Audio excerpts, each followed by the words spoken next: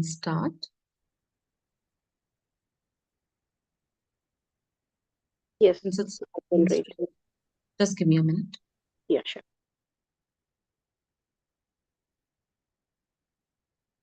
Still going on YouTube. Just give me a minute.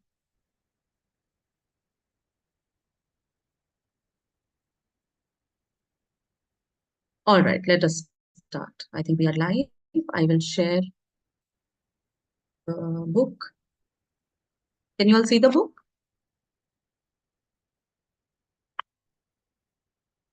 Let us start with the introduction. Healing is the new high. Introduction. Go ahead.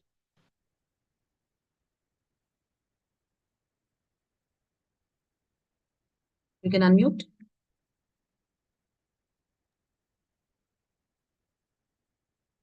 We had had an argument. I can't remember what it was about, but it was a big one. I had a funny feeling that night, unsettled, as if something big was going to happen.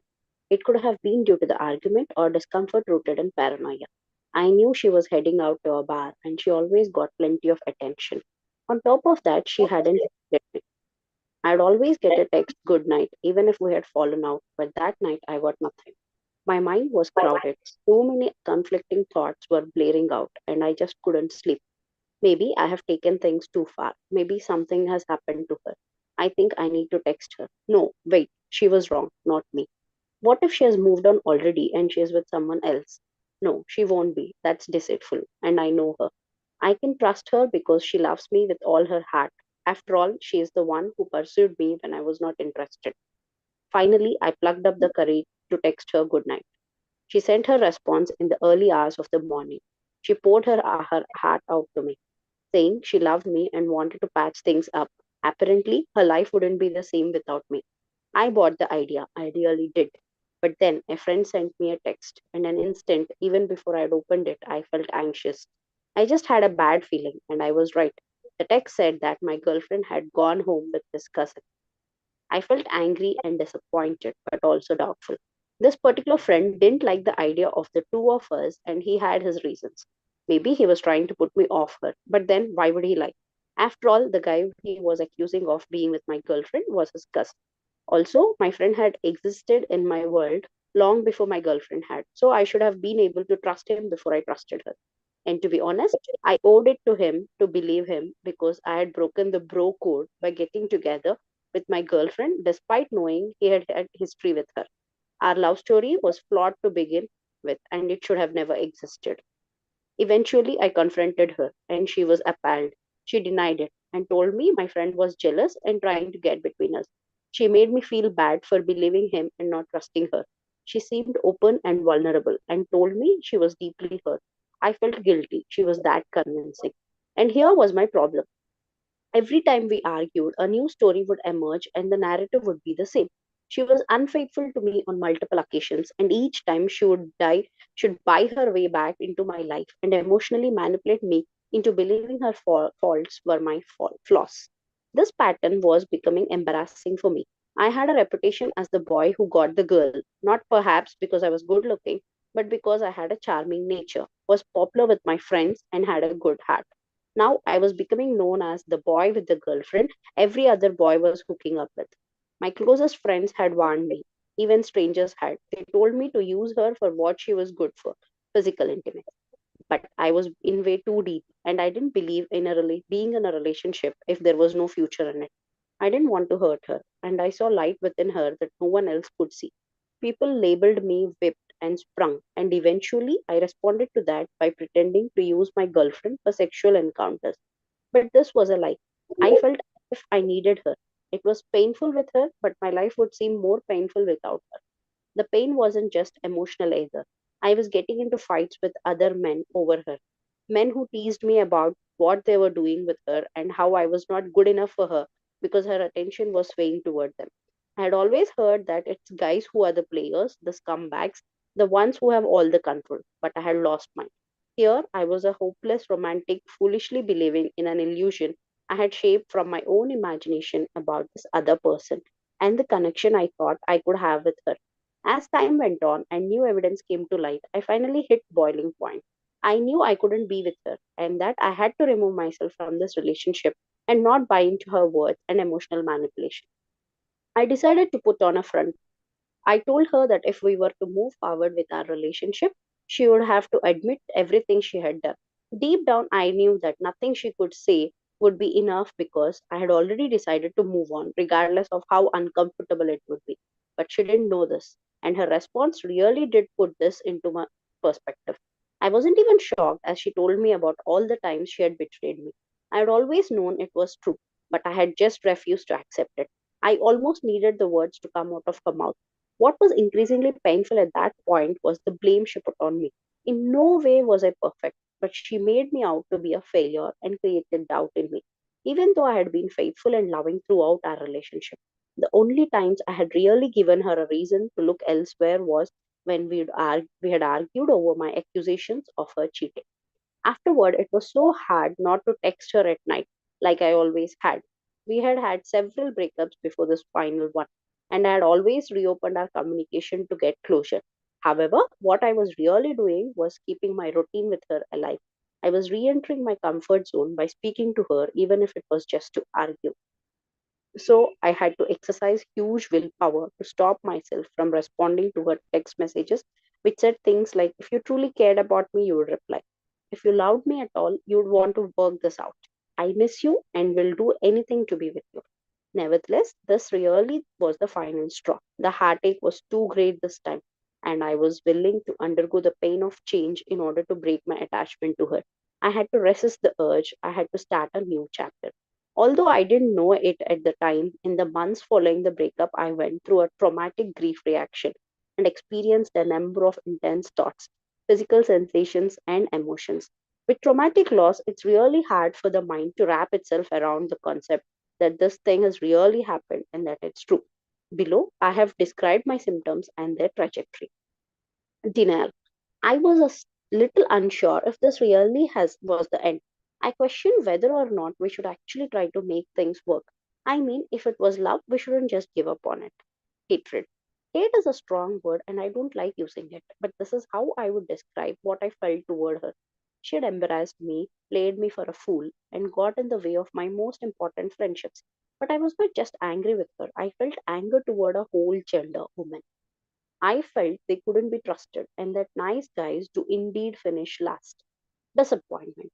I went into a deep mode of overthinking, questioning why things hadn't worked out in the way I thought they should have. What had gone wrong? Why had she done it? She had said she loved me, and when she stopped sending text messages to which she was getting no response, I even said to myself, if she really loved me, why should she let this end? Self blame. I went through a period where I blamed myself for the breakup. Maybe I had paid more attention to her. She wouldn't have shifted her attention elsewhere. I thought I would recall statements that she had made in order to evoke guilt in myself. I even began questioning my looks and my physical attributes, which just left me feeling even more insecure. Anti love. I told myself I would never love again and that I would never commit to anyone. I actually convinced myself that I needed to become more of a player, although this role wasn't in my nature, and I never quite fulfilled it. I did start to have more random hookups, but I often felt ashamed and disappointed in myself after them. Moving through the pain toward healing. After the end of that relationship, I kept telling myself not to get too deep with people. I had a guard up. And as soon as I sensed I was falling for a girl or I felt threatened by one, as if she were going to hurt me, I tried to hurt her first and broke things off without giving her a chance. I had trust issues and I never admitted to them. If a girl had a close male friend, I would assume the worst, and this created problems in my romantic relationship. This often meant I wouldn't give the girls the treatment they deserved or that I was capable of. And although I believe that everything happens for a reason and things have worked out as they were meant to, I'm truly sorry that I inflicted my own pain and insecurities onto my romantic partners. I was always the one to end these relationships, but I take responsibility for the times when I didn't act with love, compassion, and understanding. The truth is, after that breakup, I needed to undergo a whole healing process. The relationship had severely dented my belief in others and, more importantly, in myself.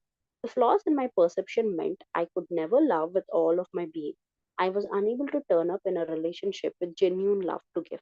I was always trying to receive love, and the moment I felt it was not being delivered in the way I wanted it to be, I would switch off. What I didn't know was that I was already healing. From the moment I made the difficult decision to end that relationship for good, every minute, every painful emotion, and every flicker of rage or doubt became vital to my ability to become the person I am today, the person I so badly wanted to be. I'm not saying that I am done. There's always work to do, and there'll be always be wounds to acknowledge and heal. But when I started to take an active role in my own healing, I realized I had started the work years earlier. I just hadn't known how to understand it, or how to interpret the moments of clarity I experienced, or how to use my emotions to propel me forward instead of becoming stuck in a hole. Even in the early stages of my relationship with my wife, I acted on the pain of my past. Fortunately, my wife had the capacity and the willingness to hold space for me to heal in. It was my responsibility to commit to my healing journey and also to hold space for hers, which she was equally devoted to. We were both grieving over past relationships, and although it took time, when I learned to put my ego aside and become the potential of a new life, there was no going back.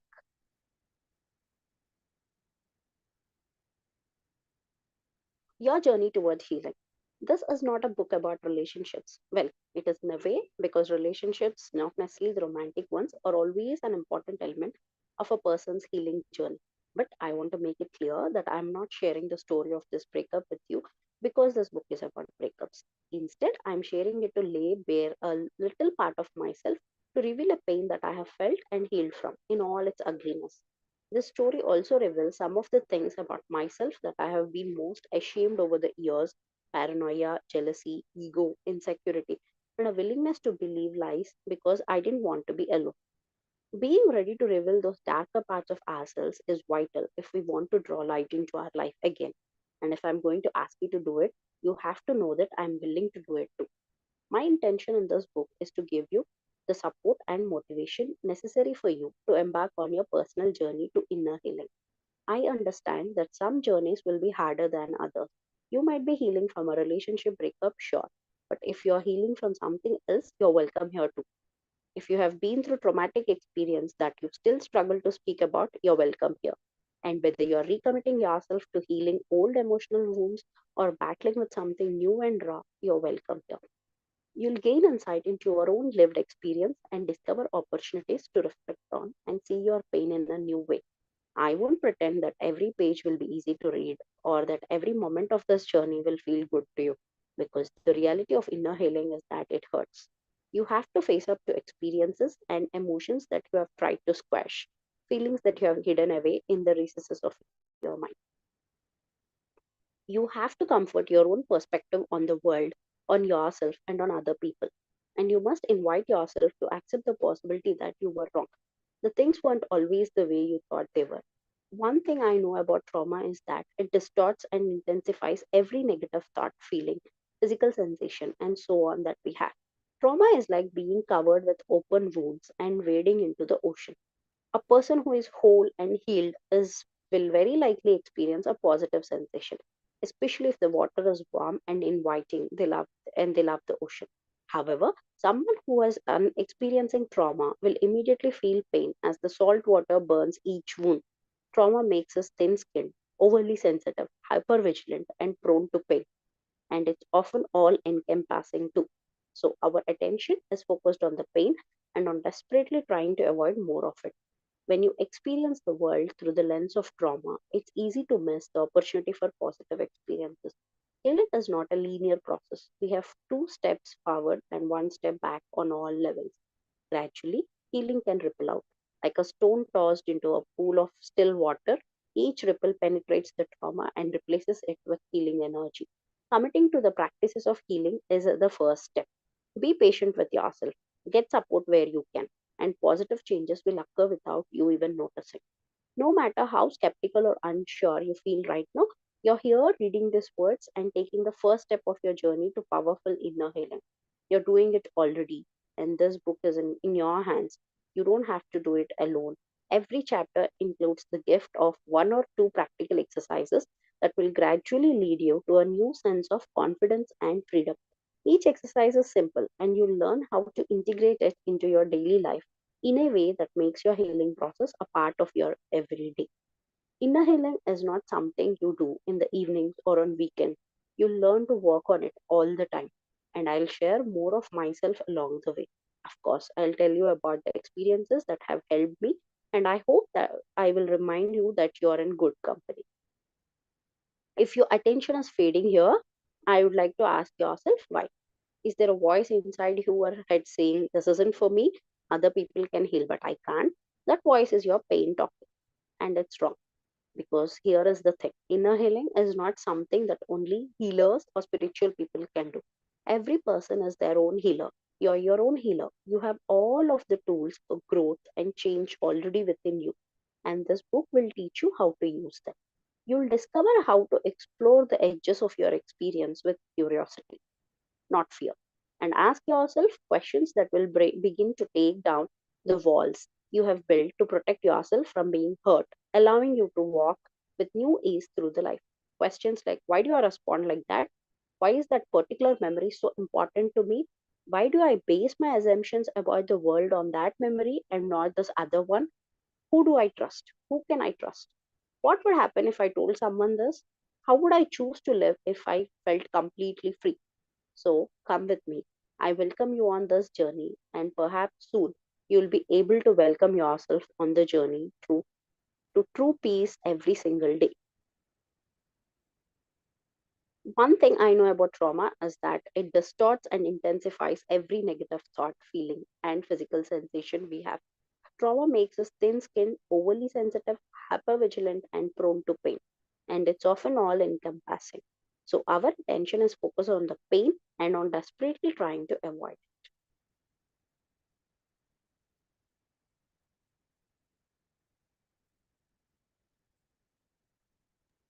Okay, wonderful. I think we have covered the whole of introduction. Chapter 1, we will start from tomorrow. How many bodies?